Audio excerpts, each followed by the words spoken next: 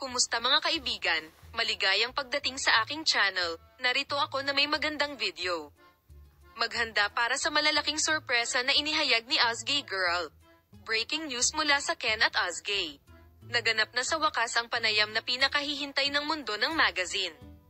Ang sikat na aktres na si Ozgay Girl ay gumawa ng mga kapana-panabik na pahayag sa isang panayam na inilathala sa isang pahayagan kamakailan at iginuhit ang pansin sa malalaking sorpresa. Isa-isang lumabas ang mga nagbabagang balita tungkol sa mga interesanteng detalye tungkol sa wika at mundo ng negosyo ni Ozgay Girl. Sa panayam, binanggit ni Ozgay Girl ang kanyang sarili, ang kanyang pinakabagong serye sa TV na Olive Branch, at ang Pantene Golden Butterfly Award na ibinigay noong Disyembre.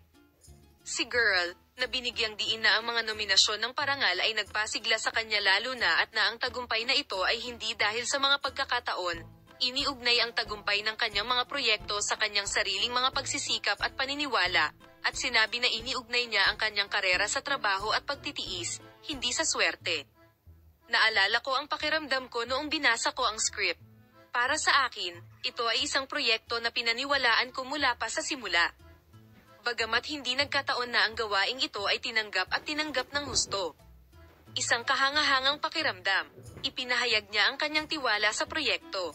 Sa panayam, na tumapik sa kamakailang tumataas na katanyagan ni Ozgay Girl, ipinahayag na hindi siya gumawa ng anumang malalaking pagbabago sa kanyang buhay, ngunit alam niya ang kasikatan na ito at ang responsibilidad na kaakibat nito.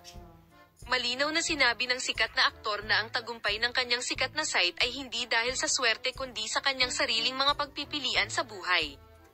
Pagkatapos ay ibinahagi ni Ozgay Girl, na naghihiwalay sa kanyang mga salita mula sa kanyang hilig sa pagsasayaw at pagkanta, ang kanyang hilig at talento sa paksang ito.